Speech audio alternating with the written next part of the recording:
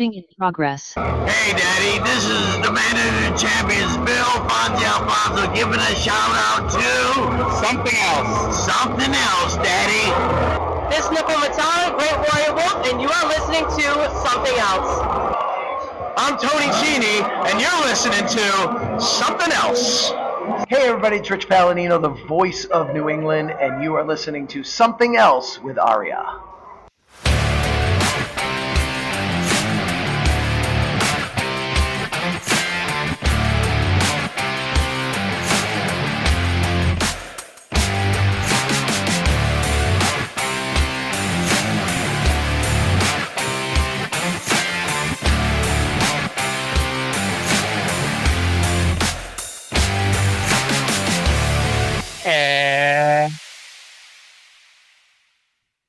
Welcome to episode number 213 of Something Else. Feast your ear holes on this week's episode. My name is Arya, and this week I am flying solo. Co-host friend Trey, he's going through some stuff right now. I'll leave it up to him if he wants to share more to that. But right now he's unavailable. And hopefully he'll be back next week. And if not, we'll figure out what to do from here. Trey, if you're listening to this, I love you. All the listeners love you, and you're welcome back, whenever you're ready to go. So since I didn't want Trey to miss anything, we're not going to do Mid-South and World Class this week. And as of right now, unless things change, there's not going to be a Smoky Mountain show on Thursday. Typically, Trey and I record those things on Tuesday. Normally, honestly, to tell you the whole recording schedule, Cindy and I record the Wednesday show first. We record it either Saturday or Sunday, depending on Cindy's schedule, and every so often when I have a life. And then on Sunday or Monday, depending on what day Cindy and I could do our show, Trey and I do this show. And as you're listening to this, I'm recording this on Monday. And then on Tuesday, we record the Thursday show because even when I was having my break from AEW, Trey was always watching Dynamite Wednesday nights. So, that's what he did. So this week, I was trying to figure out what to really talk about because while I have restarted watching the modern product, I don't think I could get much out of it. I had some thoughts, about Hogan. I went to the TNA tapings last week, riffing on some other stuff going on for wrestling. The G1 is going on right now. There's been, I'll just say this ahead of time. If you're a fan of really good professional wrestling, you need to watch pretty much every Konosuke Takeshita match so far in the G1. Like there have been some other good ones, like ZSJ and El Phantasmo had a really good match a few days ago. But Takeshita has been the fucking MVP of the G1. And his match that he just had with Shingo Takagi the other day, I told Dave Meltzer, like, because he hadn't watched the match as of when I tweeted him this, your rating for this match needs to start at 5 stars and go from there. Like it was one hell of a fucking match. And I know not everybody's going to out and spend $10 on New Japan World, but hey, I'll just say it because I mean we've been tiptoeing around this for a while. Torrent the G1, if nothing else. And like I say with anything else, because hey, I torrent a lot of shit, but my DVD shelves are bursting full. If you like what you see when you're torrenting the G1, consider subscribing to New Japan World. Throw them some money as an appreciation if you enjoy the product. I understand if you can't. I don't speak for New Japan. New Japan may, not be too happy that I'm telling you to find a way to watch their shit free. But, I imagine they know that this shit happens. So anyway, since Trey wasn't going to be available, and I didn't want to go forward and do Mid-South and World Class just yet, I figured I'd read from my book. 40 Years of Pay-Per-View, Book 1, 1985 through 1990. I am literally almost finished Book 2. And so I'm hoping to have that out by October 1st. So I've had a lot of people ask me if I was going to do a recording, do an audio version of my book. And I've always kind of put it off and put it off and put it off. But I figured tonight, what the hell? Open up my book to one of the more, in my opinion, interesting couple chapters and go from there. So that's what we're going to do today. And then, at the end of the show, because I imagine this is not going to take me an hour to read this, I'll go through and talk about whatever else is going on. See if there's anything fun to play on YouTube, see if any news breaks. Drew McIntyre might be caught in the UK right now, which is just insane. And we can all have our own fucking opinions about that. But Jesus H. Christ, the guy unfortunately lets his beast at home, and I get it. It's one of those things. But for fuck's sake, it shouldn't be that hard for a guy with legitimate papers to be able to get in and out of the U.S. I'm sorry, that's just the case. And this is from F4WOnline.com, the Monday news update. WWE Legal is working on getting Drew McIntyre back in the U.S. by Saturday for SummerSlam. Basically, he brought his UK passport with him since he was going to the UK after SmackDown for a wedding. When he went to come home, they didn't accept the passport, saying he was a U.S. citizen, not a UK citizen. That was the last we heard, but told WWE is working on it. I certainly expect it'll be cleared up shortly. So, holy fuck. So, that's an interesting wrinkle. I don't even know how to, interpret that because, okay, he's been in the U.S. for a long time and I'm sure he got his U.S. citizenship, but did he necessarily give up his UK citizenship? But apparently that's what they're saying. And here's the funny thing. If he was stuck in the UK, if he's stuck in the UK and they're saying he's a U.S. citizen, how is that an issue getting him out of the UK? That doesn't make any sense. Maybe this is written incorrectly, but that I don't know. That just seems a little fucked up to me if you ask me here. So Raw is going on as we speak, and hey, if something happens, I'll talk about it here, even though I don't watch the damn thing. So I'll just tell you what I see, which, is that really that interesting to hear me talk about a show I didn't watch and just seeing clips of it on Twitter? Who knows? Maybe this will be the most listened to show I ever have. In which case, hey, me randomly riffing about Raw clips I see on Twitter might be the new Tuesday show. Who knows? But for now, so going back to my book, 40 Years of Pay-Per-View, Book 1, 1985 through 1990, currently available on Amazon. So I just want to say this, and I didn't know this until I wrote a book, so I imagine a lot of people hearing this might not know this. You may not know this, but Amazon has a thing called Kindle Unlimited, where you can pay a subscription fee every month and download books on Kindle for free and read them. And you might be wondering, as I did, how does the author get paid if I'm downloading a book for free? Well, to quote Scott Hudson talking about the King of the Mountain match, it's really quite simple. So what happens if you download a book on Kindle Unlimited? The author gets paid per page read. And okay, it's not a whole shit ton of money. If you read one page, I get a couple cents. However, do me a tiny favor. Do me a solid here, people. If you have Kindle Unlimited especially, go download my book. It is absolutely free. Start on page 1. If you think my book is complete horseshit and think it's the worst thing you've ever read in your life, I accept that. Hey, I wrote what I thought was a pretty good book, but I get there's some issues with it. There's some proofreading. I really should have hired an editor.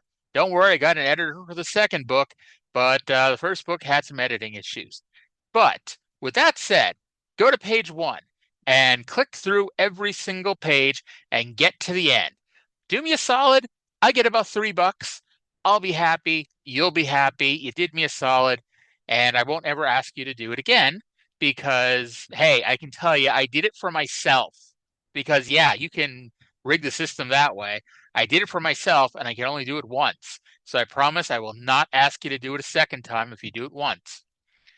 Anyway, so one of the interesting things going on throughout the 80s and into 1990 is Vince McMahon's attempted sabotage of Jim Crockett Promotions on pay-per-view.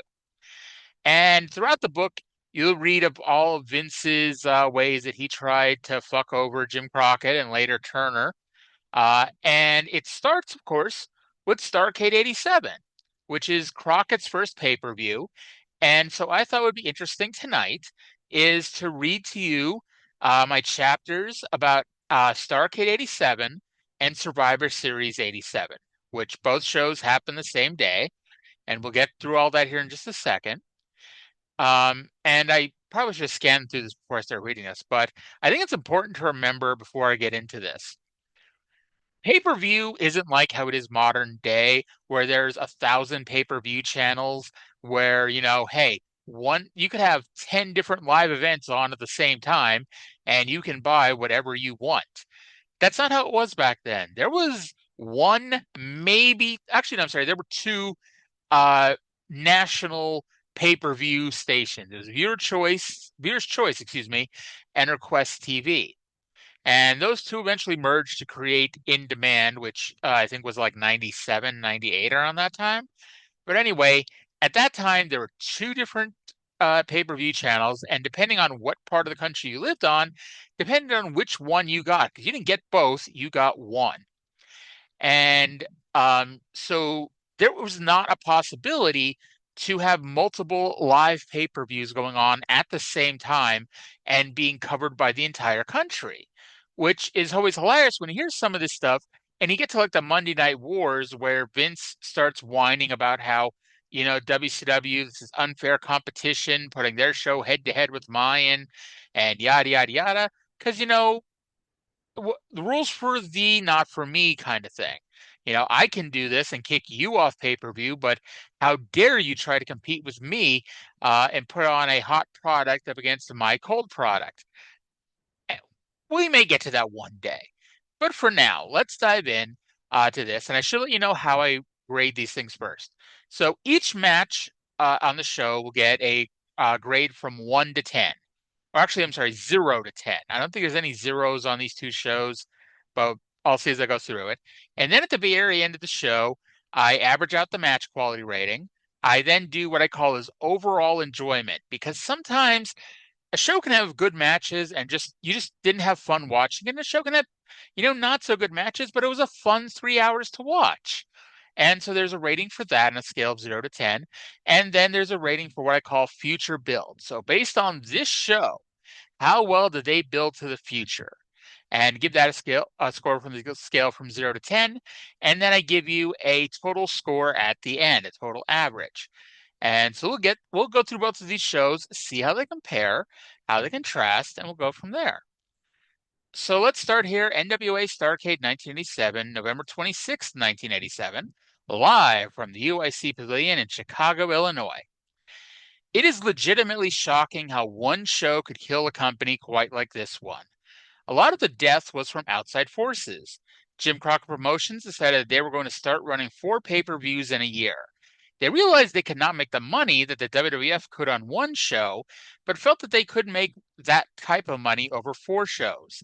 WWF and Vince McMahon sure as hell weren't going to let anyone take part in the cash windfall that quote-unquote he created, so he put Survivor Series on Thanksgiving night. Jim Crockett said that he would move his show to the late afternoon, and pay-per-view companies were thrilled. Wrestling fans could take a deep seat and watch 6 back-to-back hours of wrestling.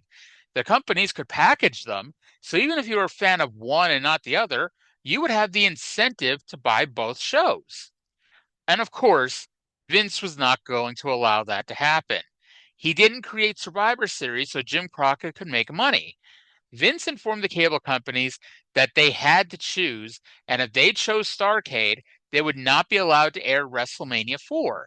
Since the WWF had done a killer buy rate for WrestleMania 3, which is technically still the largest buy rate in wrestling history, even though plenty of shows did far more buys.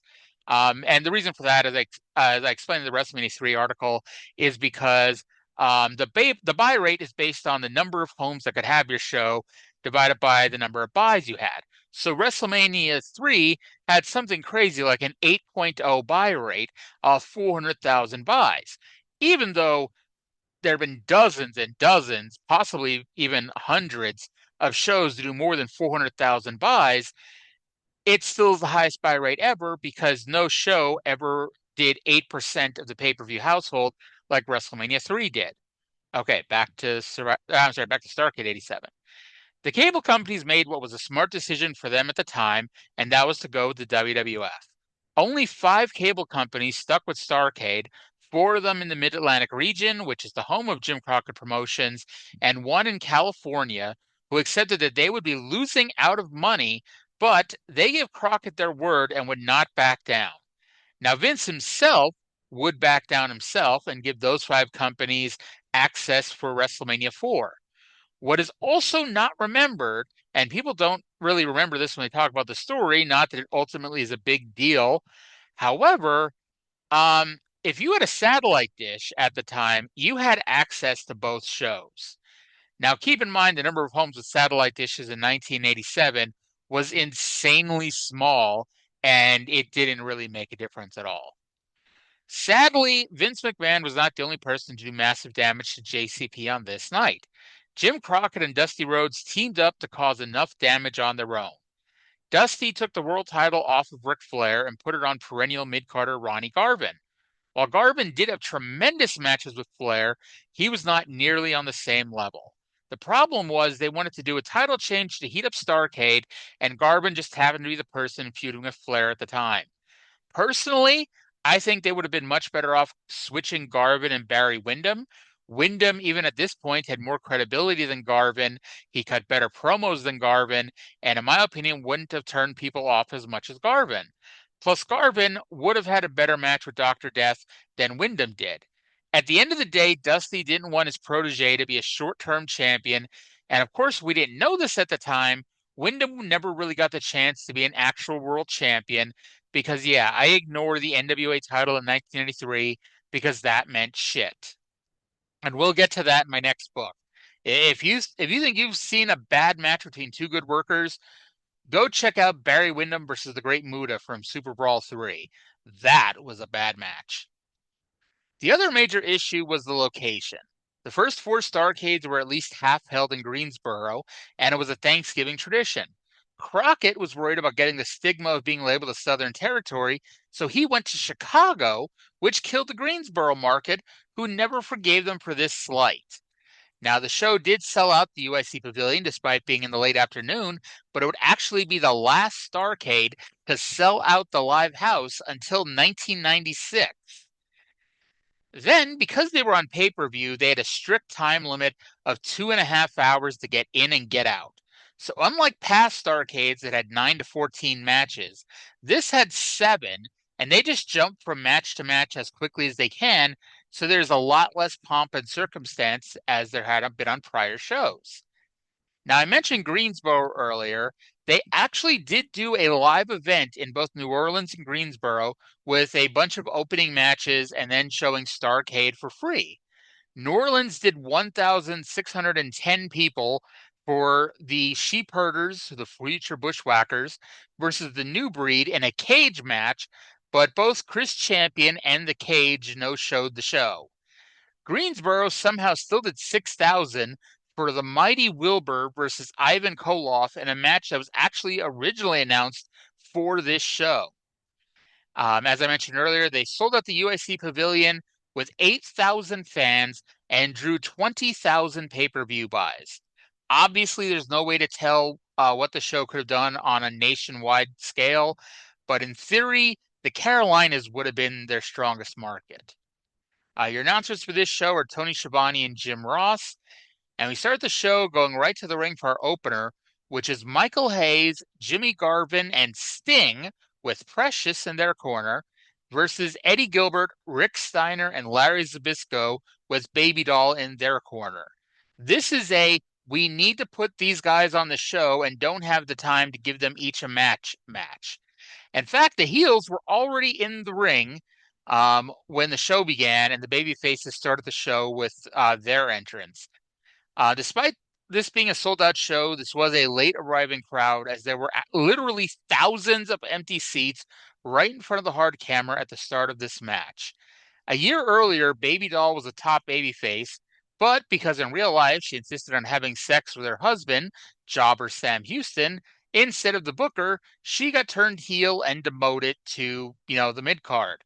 And this was before Hayes and Garvin were the Freebirds and were just in a loose alliance together.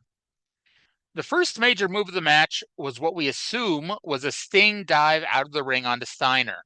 I say assume because we were looking at Steiner outside the ring before the dive, and the cameraman turned and looked at the post just in time to see Sting's boot fly through the camera lens. All three babyfaces got the chance to shine a little bit. It was so obvious here that Sting was a future star. Like, it's easy to say Flair made him, and Flair certainly did so much for him. But I think, like Austin would have been a star without King of the Ring, Sting would have been a star without Clash of the Champions. The heels got the heat on Garvin when they backed him into their corner. Baby Doll grabbed his ankle, and the three heels triple teamed him, with the referee theoretically distracted by the faces. Garvin gave the hot tag to Sting as announcer Tom Miller announced that 10 minutes elapsed in the 15 minutes time limit. Well, I thought it was a hot tag, but he immediately got cut off, and Gilbert heaved him over the top rope behind the referee's back, so it wasn't a disqualification. Steiner got on a sleeper hold, and Sting ran into the buckles, ducked, and Steiner went face first into them. Sting made the final hot tag to Hayes, which did pop the crowd, as he went to town on all three heels. A six-way broke out, and Hayes hit Zbyszko with a bulldog for what would have been the finish, but Larry had his feet on the ropes.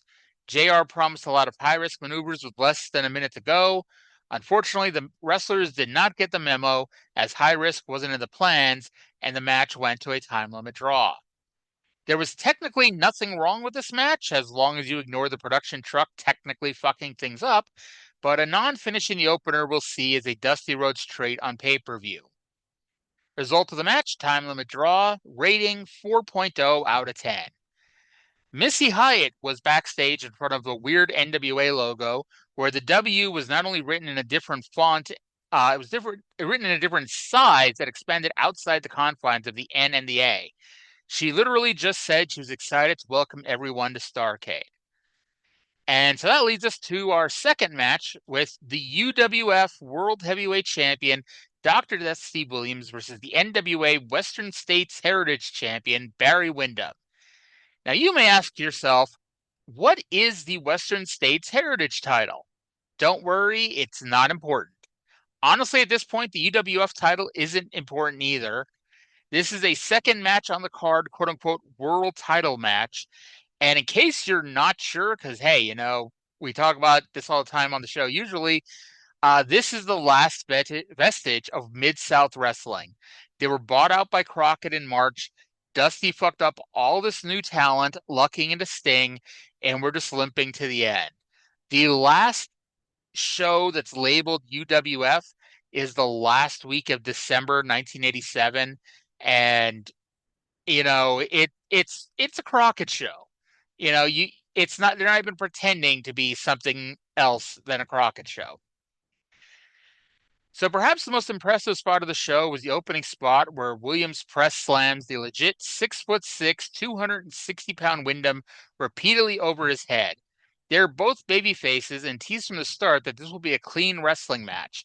They spill to the floor, square off, but agree to just get back in the ring, which makes the crowd boo.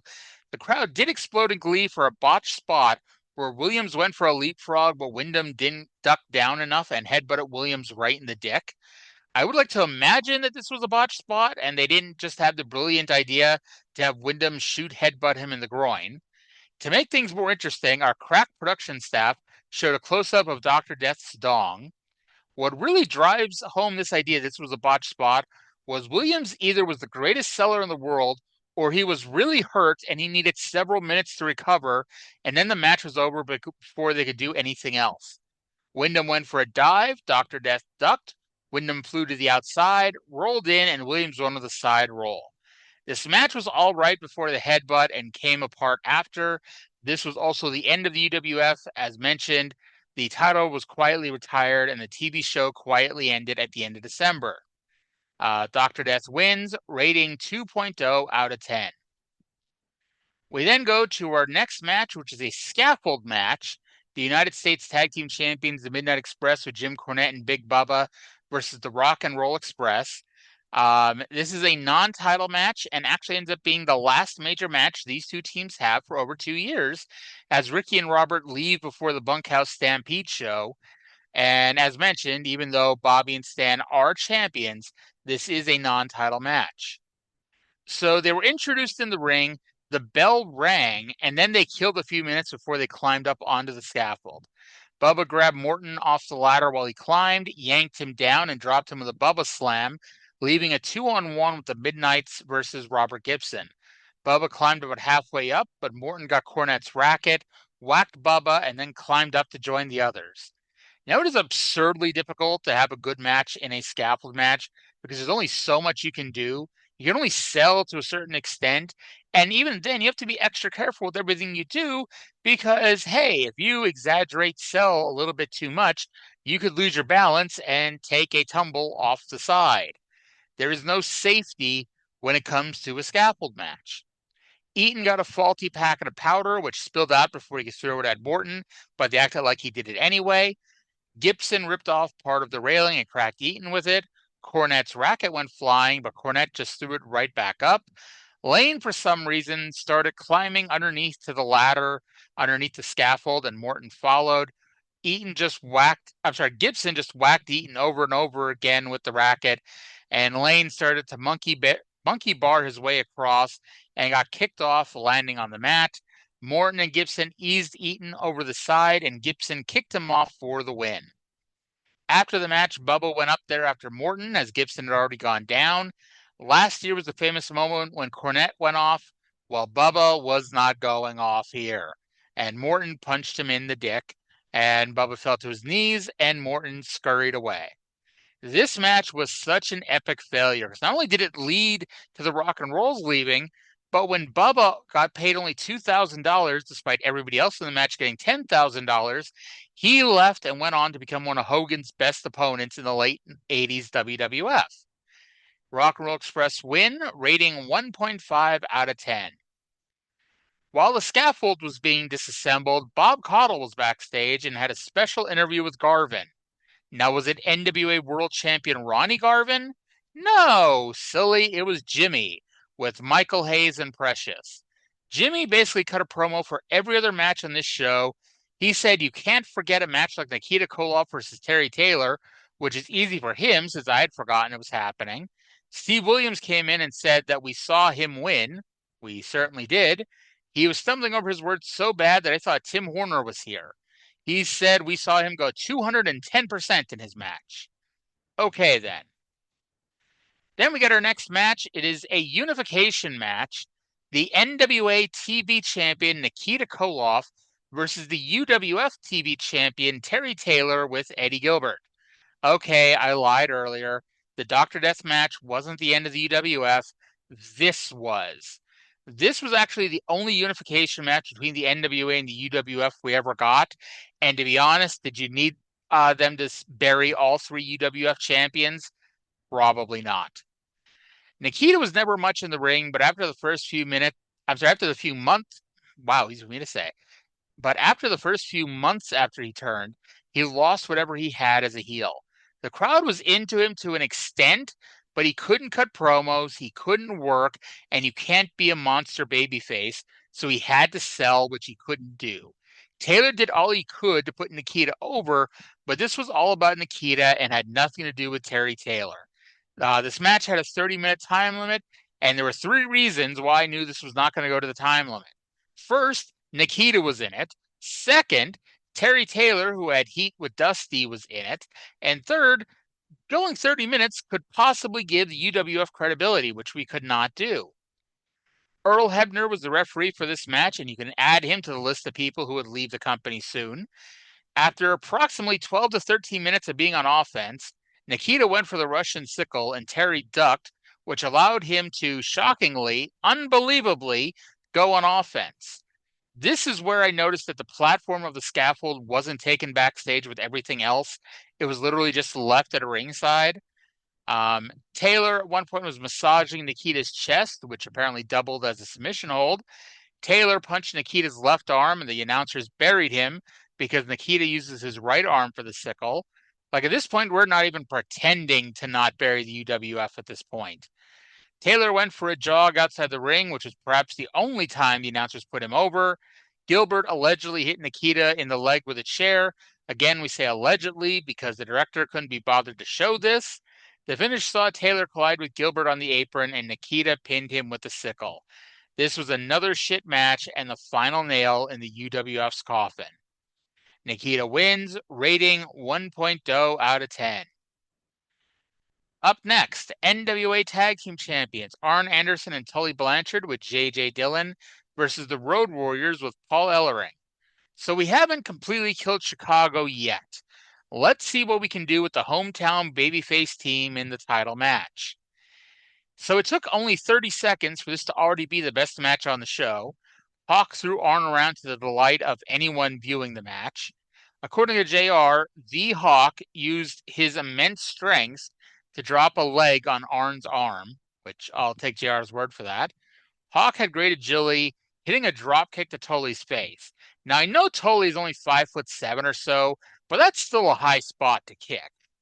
Nikita should have pulled up a seat while watching this match because it was a perfect showcase of how a big, strong babyface works with a small underneath heel.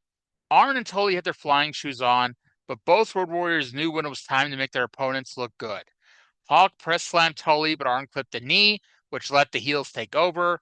They worked over the knee, which Hawk, shockingly, sold better than Nikita. If I had a drink every time JR confused Hawk and Animal, I would have 2 drinks, which is still a lot, mind you, but still, 2 drinks. Animal got the hot tag and a lot happened, but the finish killed Chicago. Tommy Young got bumped out of the ring, Arn got backdropped over the top rope, and Animal then pinned Arn seconds later with a doomsday device after Earl Hebner ran in. Legitimately, you know exactly what I'm about to say.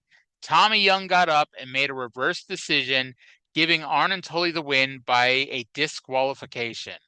This match was great until that shitty finish. And not only was it a shitty finish, it killed the town because this crowd basically said, fuck the NWA. And we'll get to it, later on in the book, but they do Chi-Town Rumble in '89 with Flair Steamboat and barely do 5,000 people for a show that is legitimately 10 times better than this one. Because this is what happens when you screw over the fans one too many times. So the winners of this match are Arn Anderson and Tully Blanchard. Rating for this match, 4.0 out of 10. To kill some more time, Jack Gregory and Magnum TA are randomly talking backstage. Who the fuck is Jack Gregory? Who cares? Bob Caudle is now interviewing a champion. No, not Ronnie Garvin. No, not Lex Luger. No, not Arn and Tully. Nikita. It's been 20 minutes and Nikita is still exhausted, and I have no clue what the hell he says. He threw down the UWF TV title, and I get they needed to kill some time while they set up the cage for the 2 main events, but was Ric Flair not standing backstage somewhere? Was Ronnie Garvin not backstage? Was Dusty Rhodes not backstage? Like, Jesus Christ. Vince McMahon did not force them to book this fucking show. He just forced them to move out of prime time. And honestly, at this point, it sounds like a pretty good fucking idea. And then after what felt like 5 fucking minutes, Nikita left and JJ comes in to try to save the segment with a promo. He's happy that Arn and Tully retained. He said that Lex Luger is a perfect athlete and they have the perfect plan to take Dusty Rhodes out. And so that leads us to our first of 2 cage matches. United States Champion Lex Luger versus Dusty Rhodes in a cage match. Luger has JJ in his corner. And the storyline is if Dusty loses, he has to leave pro wrestling for 90 days, which is apparently the same as ending his career. This show sucks so bad that I'm hoping Luger and Dusty saves the show. And apparently the reason this is a cage match is because the Horsemen are here and they may interfere. Keep in mind, the last match had the Horsemen in it. It was not a cage match and it had no interference. And they had Johnny Weaver as the keeper of the door key of the cage. Luger was obviously never the best in-ring wrestler ever. but he is still very robotic in his movements here in 1987. The story they told was that Dusty had learned the sleeper hold and kept going for it. Lex missed an elbow drop, which caused Dusty to fire up, run over, and slap on an armbar, and then followed that up with a hammerlock.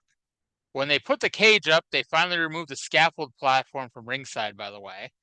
Luger, quote unquote, threw Dusty into the cage in a moment that exposed pro wrestling more than anything Vince has ever booked. Dusty jumped into the cage wall while Luger watched him do it. Dusty did a dropkick where one foot hit Luger's knee and the other hit near the face. Don't ask, I don't know either.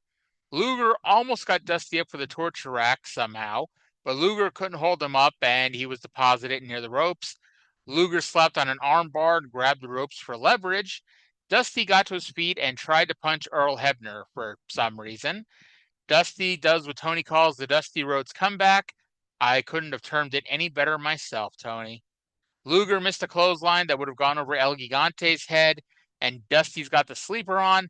JJ hits Johnny Weaver out of the ring, which we didn't see, and then throws a chair into the ring. Somehow Earl Hebner got knocked out, which again we didn't see, and Dusty DDT'd Luger on the chair.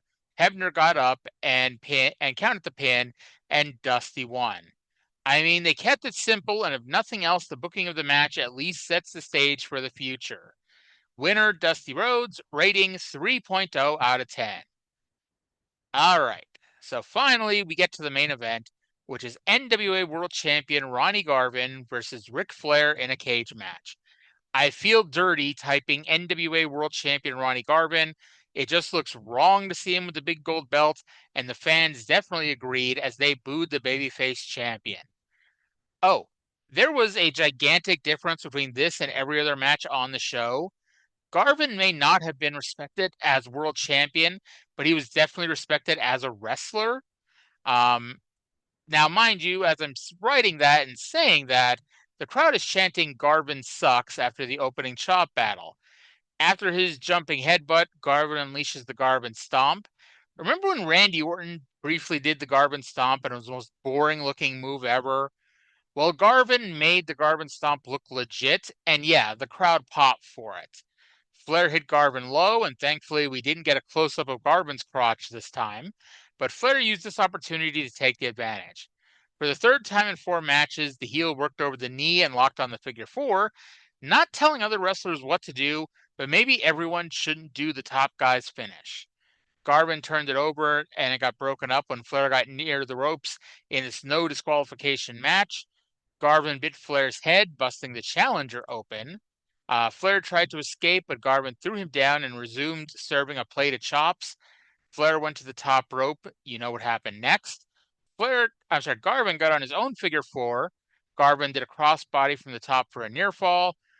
Garvin then did the same top rope sunset flip that he did when he won the title, but it didn't work this time. Flair bladed again somewhere as he's now leaking blood. They squished the referee in the corner. Garvin hit the KO punch, but since it took a few seconds for the referee to get into position, Flair kicked out. Flair essentially then did a stun gun that sent Garvin face first into the cage for the win. J.J. Dillon magically appeared at ringside to celebrate. Jim Crockett tried to shake Flair's hand, but Flair ignored him and walked off. This was, by far, the best match on the show, but there was still something missing. Winner Ric Flair, rating 7.5 out of 10. The show ended with Tony Schiavone crediting all 23 wrestlers on the show. Notably, there are only 20 on the show. Now, Vince may have sabotaged the show to keep them off pay-per-view, but that was all Vince McMahon was responsible for. He didn't force them to book Chicago instead of Greensboro. He didn't make them put the belt on Garvin or do the Dusty finish in the tag match, which killed the town. He didn't force them to book Nikita to go 20 minutes or underpay Bubba or force him, Morton, Gibson, and Gilbert to all leave in the next few months. That was Dusty. That was Crockett. And I'm happy to blame Vince anytime you want, but Vince only did so much damage on this fucking show. Honestly, they should be lucky nobody saw this damn thing. So, match quality, we averaged out the match quality at a 3.29 out of 10, remember. Overall enjoyment 2.0. Ric Flair could only save this show so much. Even with a crazy, hard-hitting fight in the finale, I was counting down the seconds until the show ended. Future build 2.0 out of 10. Because while they did set the stage for the Luger face turn, which is in December, by the way, they killed the city and indirectly led to multiple people leaving the promotion, giving us an overall rating of this show of a 2.43. A 2.43. And yeah, again, that was not Vince's fault. Vince did not make them book this horrendous show. In progress.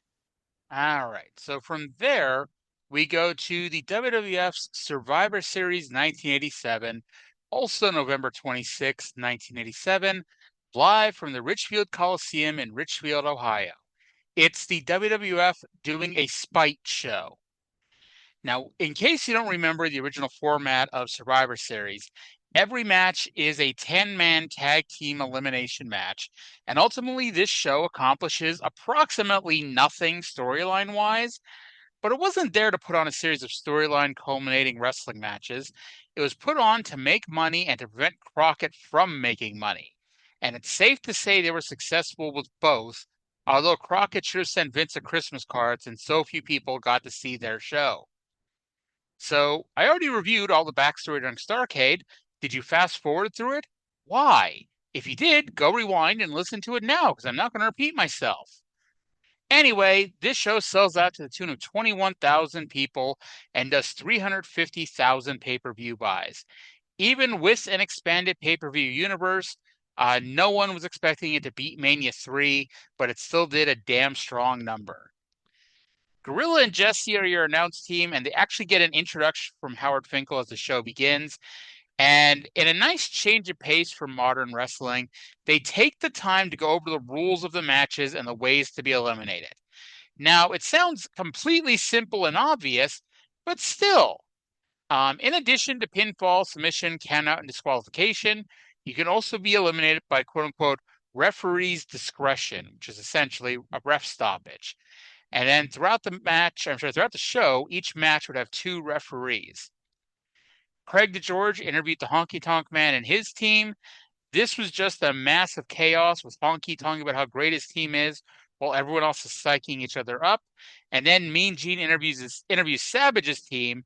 Unlike the heel team, Steamboat and Douglas also get a couple seconds to say something in addition to the captain. So we go to our first match, which is the Intercontinental Champion, Honky Tonk Man, and his teammates, Outlaw Ron Bass, Hercules, Danny Davis, and King Harley Race, with Bobby Heenan and Jimmy Hart in their corner, versus Randy Savage, Ricky Steamboat, Jim Duggan, Jake Roberts, and Brutus Beefcake, with Miss Elizabeth in their corner. So if you take the WWE Hall of Fame as a serious, legitimate thing, the babyface team, all 5 members are in the WWE Hall of Fame, whereas the heel team, it's Honky and Harley, and you also have Heenan and Jimmy in as well. Now, Honky and Randy have been feuding for a few months, dating back to Honky shoving Miss Elizabeth down during a Saturday night's main event. For trivia purposes, the first ever Survivor Series match starts with Hercules versus Brutus Beefcake. They run a few spots before Beefcake gets on the sleeper. Hercules breaks by running into his corner and tagging in Danny Davis. Davis wasn't terribly thrilled by this, so he tried to avoid entering the ring. Davis understood his limitations as he got destroyed by every babyface until getting his knee up when Steamboat charged into the corner and he was able to tag out. Race and Steamboat wrestled long enough to make me wish I could see them wrestle a real match. Duggan tagged in, clotheslined Race out of the ring, and they fought to the floor to both be counted out. So for trivia purposes, the first elimination in Survivor Series history is a double elimination with Race and Duggan. Honky got in briefly while Savage was down and laid the boots in before tagging out the Bass. Beefcake did a blind tag and caught Bass with a high knee for the pin, which was a really smooth series. And I know people look down at Brutus Beefcake and Ron Bass even, that they weren't like the greatest workers of all time, but they both knew their thing. They knew their gimmick. They knew how to work their gimmick. And Beefcake is always a lot better than he gets credit for because admittedly he got all of his jobs because he's friends with Hogan, but it's not like, he wasn't Tom McGee. He wasn't Giant Gonzalez. He could do his own, and you especially like. I know we're going way off topic here, and shockingly, I'm going way off topic about something on my show. But you watch like 1989 Brutus Beefcake. I know like he's feuding with Savage and DiBiase, but Brutus Beefcake had a hell of a 1989 run. So at this point now, there's only three members of the heel team left. But the weird part of it is you have Honky, who is avoiding getting in the ring with Savage, and Danny Davis, who is avoiding getting in the ring entirely. Beefcake made a comeback on Honky instead of making a tag. Davis put a knee into Beefcake's back as he came off the ropes, and Honky pinned him after the shake, rattle, and roll. Savage ran in again, but Hercules tagged in to cut him off. Davis tagged in out of necessity and almost immediately had to be saved. Roberts got in, teased the DDT, and got cut off. Davis got cocky and tagged in, which let Roberts immediately make a comeback and eliminate Danny Davis with the DDT. Despite the 2-on-3 disadvantage, the heels worked over Jake the Snake. Both Savage and Steamboat tried to get into the ring at one point and had to be held back by both referees. Roberts eventually makes the hot tag to Steamboat, who runs wild on Hercules, hitting a flying chop to the head and then tagging Savage, who pinned Hercules after a flying elbow drop. So now, it's 3-on-1, and Honky Tonk Man, the coward, is left in the ring all by himself against three of his top challengers. All three tagged in at different points to take their turn in putting the boots to Honky. Finally, Savage gives him an atomic drop that sends Honky over the top rope to the floor, and Honky decides to live to fight another day as he runs away for the count out. Now, the crowd was not disappointed by the finish, and they were happy Savage won. This was a really good opener, and the winners, Randy Savage, Jake Roberts, and Ricky Steamboat, rating 6.0 out of 10. So yeah, that match would have been the second best match on all of Starrcade. Craig DeGeorge is now with Andre the Giant's team, which is Andre, Butch Reed, Rick Rude, King Kong Bundy, and the One Man Gang. That's a lot of beef right there. Heenan said Andre tasted victory when he pinned Hulk Hogan at WrestleMania 3 and will taste victory again tonight. Andre vowed to pin Hogan again, and Slick said their team will act Slick said their team will act like cruel, sadistic animals. Andre said he's here for one reason and one reason only, and that's Hogan's soul. So then we go to our next match, which is a women's Survivor Series match. It is the women's champion, Sensational Sherry, women's tag team champions, the Glamour Girls, Dawn Marie and Donna Christianello with Jimmy Hart in their corner, versus the Fabulous Moolah, Velvet McIntyre, Rockin' Robin, and the Jumping Bomb Angels. Now, a few things. Yes, there were women's tag team champions before 2019. No, that is not ECW's Dawn Marie. The Glamour Girls are Leilani Kai and Judy Martin, and the Jumping Bomb Angels, who Howard Finkel didn't even individually name, are Norio Tatino and Itsuki Yamazaki. The fans, even though Moolah was on the babyface team and she was the captain of the babyface team, the fans booed the hell out of Moolah. She was also introduced as 160 pounds, which she took offense to. And personally, I didn't see her get on the scale, but I have my doubts it was 160. Velvet rolled up Donna in the first few minutes to pin her. Rockin' Robin tagged in, and she immediately got cut off by the heel team. Robin did a crossbody to Judy Martin, and time stood still before Martin took the bump. Robin actually pinned Dawn Marie pretty quickly, too, making the match 5-on-3. Itsuki and Norio were the first two people to make the crowd actually react here. Robin tagged in, and the crowd died back down. Robin tried to give Judy a monkey flip, but Judy landed right on top of her. Sherry then pinned Robin with a suplex. Yes, a suplex, a standard vertical suplex. I'd say welcome to 1987, but then I remember that Victoria beat Trish Stratus at Survivor Series 2002 with a suplex. So, hey, maybe it's a throwback. Anyway, Velvet did a slingshot and looked to the crowd for approval. The good news is the They did react a little bit for her, and then Moolah tagged back in, and the cheers turned to jeers. The match slowed down as Moolah hit one of the worst clotheslines you've ever seen, followed by one of the worst body slams you've ever seen. The crowd then popped because Moolah got pinned by a good clothesline from Judy Martin. The bell ringer jumped the bell, figuratively, as Nario did a bridge out of a pinfall attempt, but he thought it was a 3 count. Velvet, however, did pin Sherry with a victory roll, which popped the crowd. So we're down to 3-on-2 baby faces. Itsuki did a double underhook suplex to Judy Martin, which they worked really well. Velvet tried another victory roll on Leilani, but it didn't work. She got necked on the top rope, and then Kai dropped her and pinned her. Leilani missed the top rope splash on Itsuki, and Nario pinned her with a top rope crossbody. Judy Martin held her own for a minute, but ended up succumbing to a top rope clothesline by Itsuki. Jimmy Hart jumped up on the apron and got drop kicked off to the biggest pop of the match. This was a bad match for the majority of the match, and the crowd only got into bits of it. Winners, the Jumping Bomb Angels, rating 2.0 out of 10. Craig DeGeorge now interviewed 11 people at once, specifically the heel side of the tag team elimination match, which were the Hart Foundation, the Islanders, Demolition, and the Dream Team, with their managers Bobby Heenan, Mr. Fuji, and Jimmy Hart. Jimmy, yes, all this shit is live. Jimmy literally ran in, changing out of his Glamour Girls jacket and into his Hart Foundation jacket. The only missing team here were the Bolsheviks, who were in the ring to sing the Russian national anthem. And Luscious Johnny V may have been in there because he was managing the Dream Team. But if he was being blocked by everybody else. Mean Gene then interviewed the babyface side, who all vowed to win. All right. So then we get a match. We get one of those matches that are legendary in Survivor Series lore just for the camera shot of it all.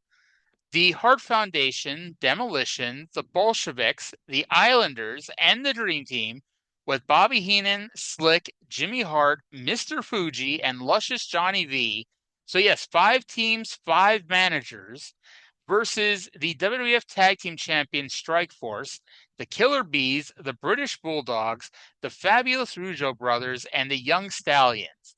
So this is a 10-on-10 match, but in this case, when your partner is pinned, you're also eliminated. Hence, if Bret Hart gets pinned, Jim Neidhart is also eliminated. If Tito Santana gets pinned, Rick Martel is also eliminated, etc. It's a simple thing to figure out here, but hey, just letting you know in case for some reason you can't figure that one out. Now, this was obviously harder for the production team to shoot. This was obviously harder for the production team to shoot this one, because when you're starting with 18 men standing on the apron, that it leads to, it's a shot that everyone remembers fondly, the people who've seen it, because it essentially kind of looks like a handicap match. Not a handicap match, but a lumberjack match, even with them all standing on the apron.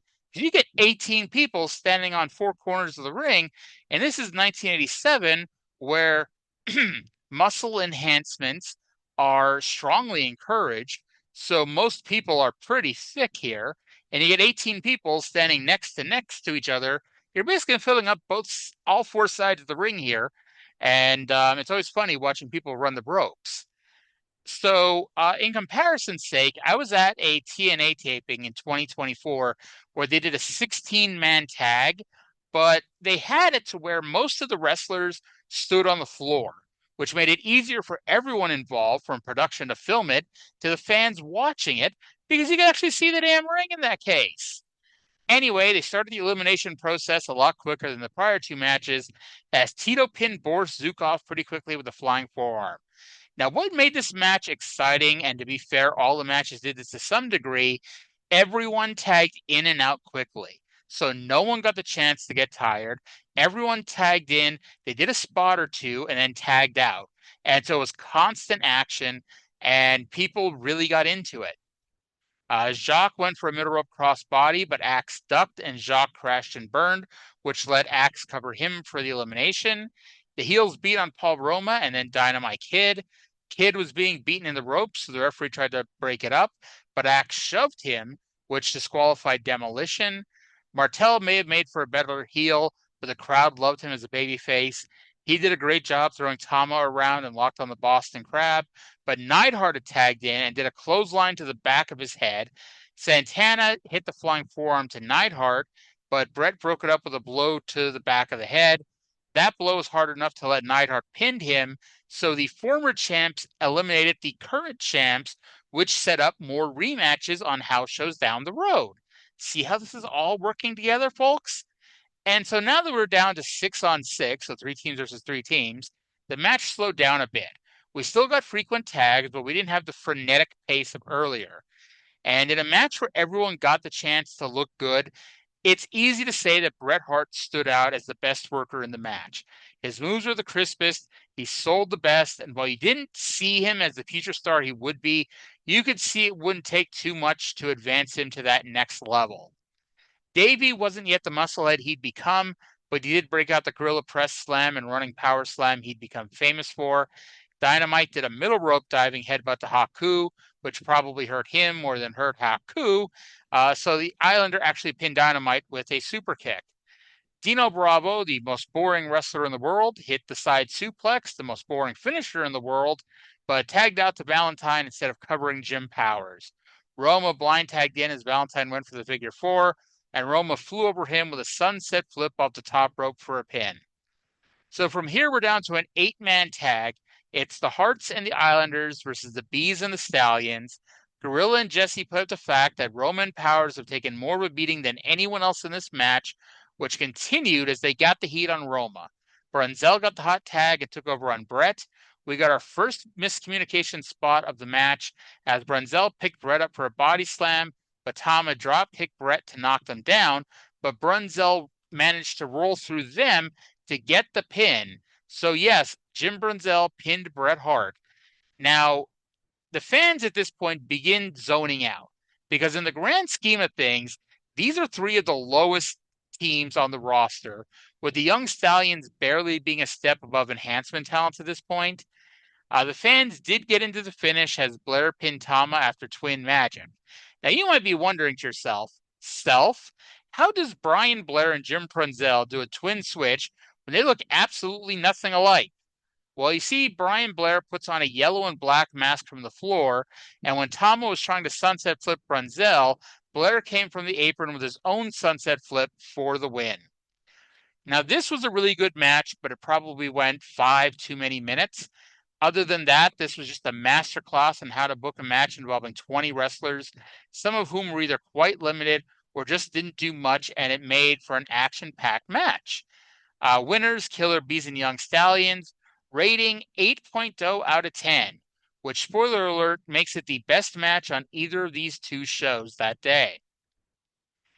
Now, instead of doing an official intermission, we got a skit with Ted DiBiase.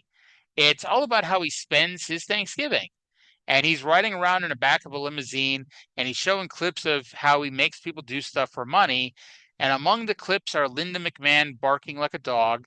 Yes, the Secretary of Education is barking like a dog on television. And the other famous moment where Rob Van Dam kissed his feet during a house show. From here, Craig DeGeorge did an interview on a platform a la WWF Superstars with the Honky Tonk Man and Jimmy Hart. Honky said that he was not defeated and that he is the greatest Intercontinental Champion of all time. He also challenged Hulk Hogan and offered to put his belt on the line against Hogan's. Interesting. All right, so it's time for the main event. It is Andre the Giant, Rick Rude, King Kong Bundy, One Man Gang, and Butch Reed with Bobby Heenan and Slick versus the WWF champion Hulk Hogan, Don Morocco, Paul Orndorff, Bam Bam Bigelow, and Ken Patera with Sir Oliver Humperdinck. Now, Bobby Heenan introduced Andre after the rest of the team already had their entrance, and Jesse made sure to point out that Joey Morella, who was the referee of the controversial Hogan-Andre match at WrestleMania 3, was also the referee of this match. Now, this match was also originally scheduled to include superstar Billy Graham on the babyface side instead of Morocco. However, Graham was Graham was in such a horrible condition at this point that they had to angle him out, and I think he's retired at this point. They forcibly retired him and will eventually make him Don Morocco's manager. But that led to the Don Morocco babyface turn, and Morocco replaced him in the main event. Now, funny enough, Don Morocco's nickname was The Rock. So, yeah, Ole Anderson, Don Morocco, and Dwayne Johnson. In that order, people. So he started with Rick Rude, whose nickname was not only ravishing at this point, but was always ravishing. Hooray for alliteration. Alliteration didn't work for Rude, though, as each babyface took turns bumping him around to start the match. He was saved, however, because Ken Patera knocked him into his own corner, so he was able to tag out. Butch Reed only fared slightly better, as he got quickly eliminated with the Hogan leg drop. Andre got in the ring, but Hogan had his back turned and was high-fiving his partners, and the referee said that that was a tag. At this point, the heels got the heat on Patera, who made a brief comeback, but he and Gang hit a running clothesline on each other, but Gang fell on top of Patera for the pin. Hogan and Bam Bam double-teamed Gang, and the crowd popped for Bigelow tagging in. Orndorff ran wild on Rude and signaled for the pile driver, but Bundy hit him from behind, and Rude pinned him with a schoolboy. Hogan and Morocco evened things up quickly as they teamed up on Rude, who got pinned after Morocco power slam. Morocco got booked strong on this one. Not that the other babyfaces weren't booked strong, but Morocco got to do a lot of power spots, especially with the larger heels, and then got protected on his finish. He was holding his own with Gang when Andre punched him from the apron, knocking him the F out, and Gang pinned him with a splash. So now we have Gang, Bundy, and Andre on one side. On the other side, we have Bam Bam Bigelow and Hulk Hogan.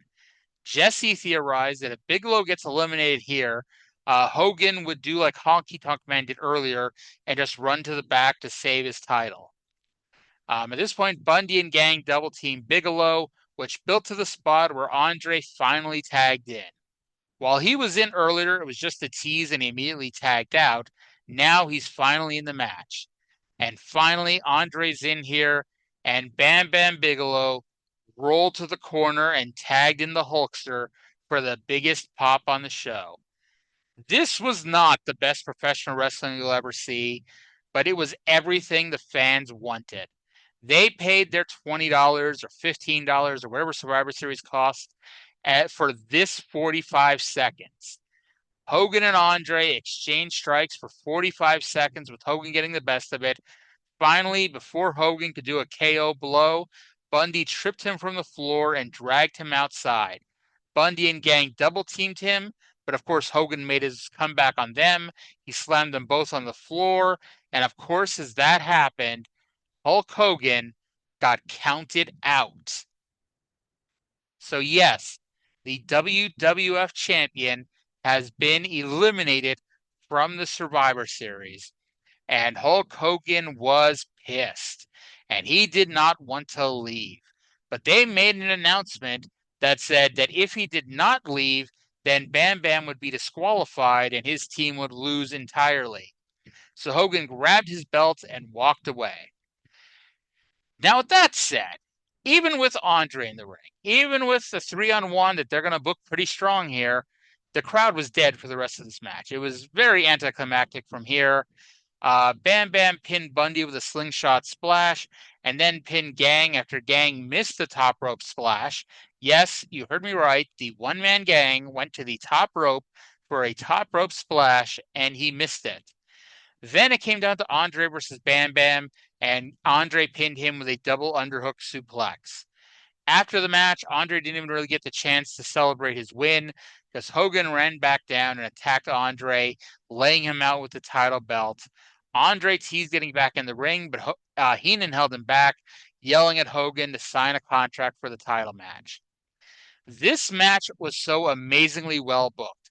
Legitimately, nobody in this match was buried, quote unquote, and they kept everyone strong, which says something since Bundy and Orndorff were both on their way out at this point.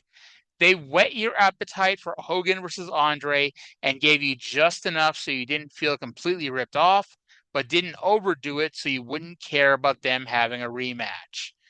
Winner, Andre the Giant, rating 5.0 out of 10. Hogan did his posing routine, and Andre and Heenan showed up backstage for an interview with Mean Gene. Heenan reiterated that if Hogan wanted a match, all he had to do was sign a contract. Andre said that not only was he the survivor, actually, Andre said he was a survivor, just like he said he would be. And then Gene tossed it back to Gorilla and Jesse, who wrapped up the show. So yeah, like and like it, the booking is so simple, but it's so strong. They want you to watch Hogan versus Andre again. Andre won this match. He was the legal participant in the ring when Hulk Hogan got eliminated. Hulk Hogan did not get pinned. Hulk Hogan did not submit. Hulk Hogan did not look weak while he was being counted out. Hogan didn't look like an idiot for continuing a fight instead of being counted out because he kept being attacked. And so it left you going, okay, Andre won, so he gets to brag about that. Hogan lost, but he never got pinned, so he gets to say that. And it ends up leading to their match on February 5th on NBC, which did like 33 million viewers for the famous Hogan Andre main event match. So that's it for this show. And the difference between this and Starrcade were fucking night and day.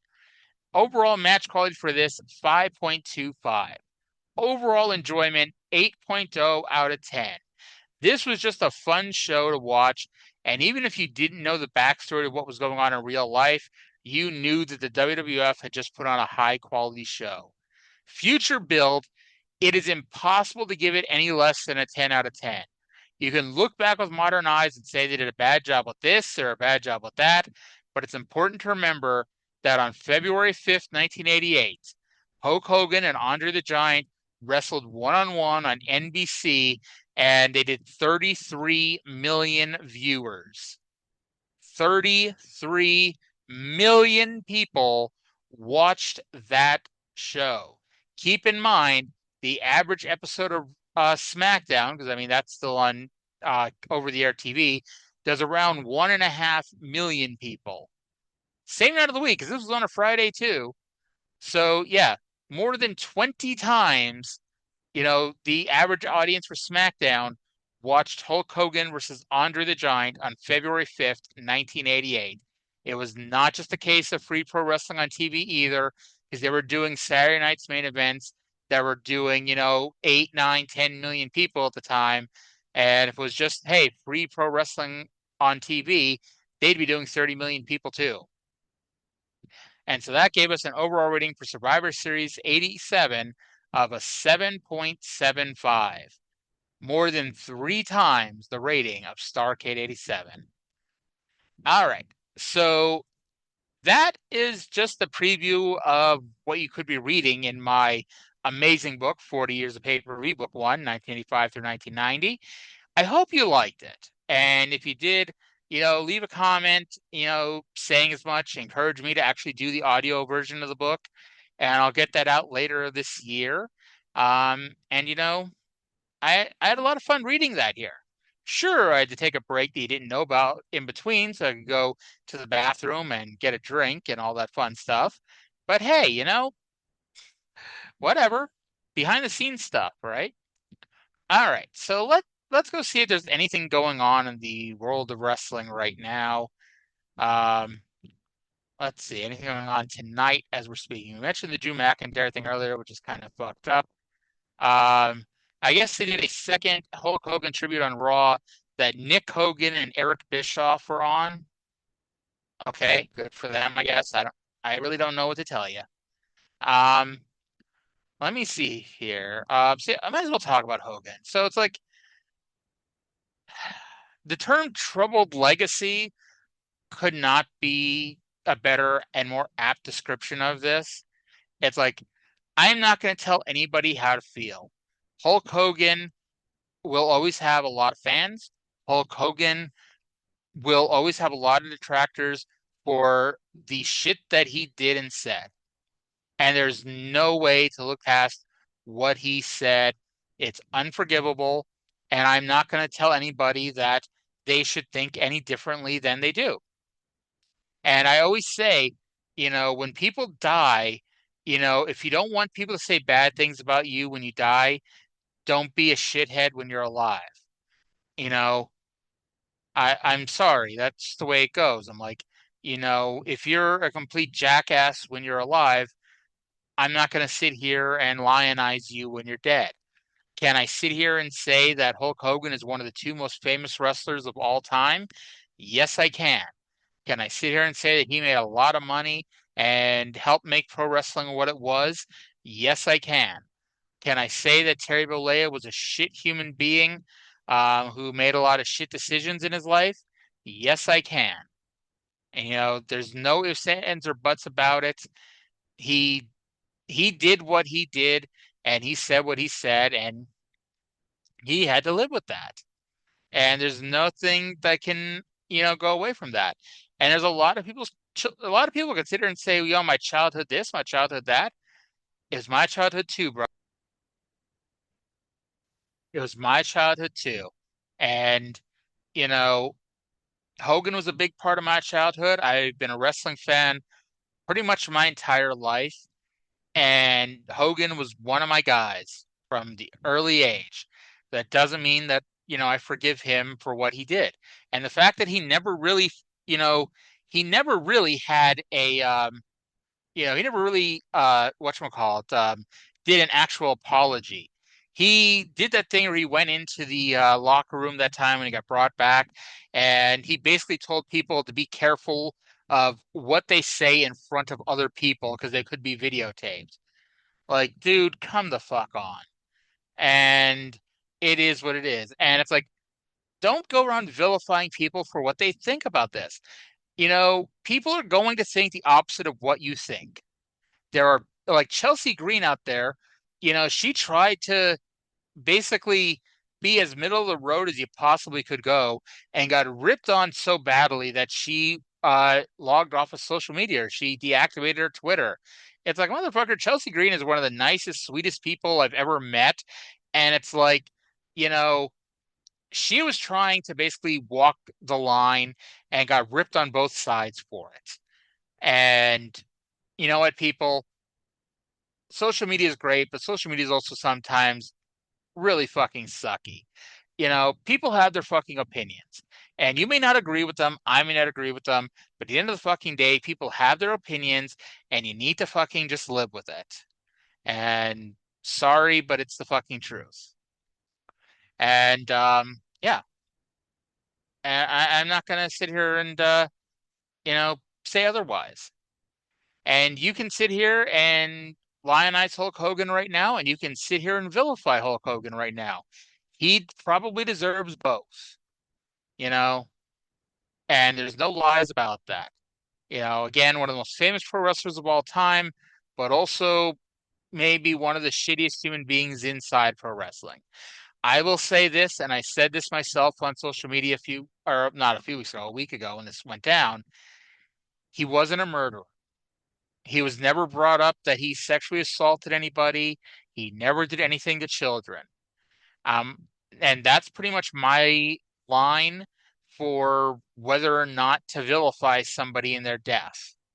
And if you choose to include him being racist and not apologizing, I don't blame you one bit. I really don't. I can't say that that wasn't awful and that wasn't terrible that he did that. I can tell you that it didn't affect me the same way it affected some other people.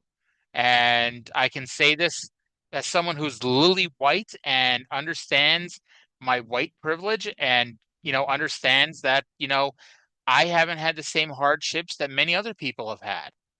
And I willingly admit that. And at this, like I said, it's like, I'm not going to sit here and forever vilify the guy for that. Did he choose to not, you know, rectify his mistakes and go from there? Yeah, he did.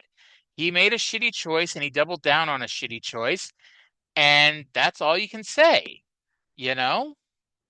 But yeah, if you choose to say that Hulk Hogan is a shit human being and, you know, that's your call. If you want to remember the good stuff, that's your call. You got to let people handle this the way they want to handle it. If people don't want to handle it at all, they don't have to handle it at all. if there's some people out there who don't give a shit. Like they care that okay, a human being passed away, but they don't give a shit that Hulk Hogan died. You know, that's fine. If that's how they feel, that's their prerogative too.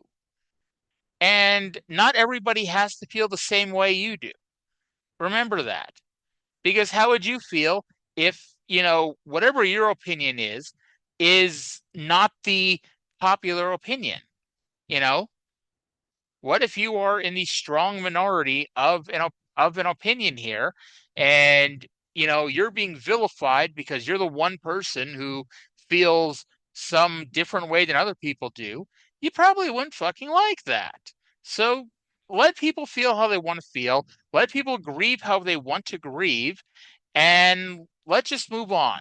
Because the fact is, and it's sad and partly realistic. Somebody else is going to die soon enough, and we're all going to move on to that. And it's a shit viewpoint, I get, but it's the truth. Hulk Hogan is going to be yesterday's news when the next mega celebrity dies. It's just the truth.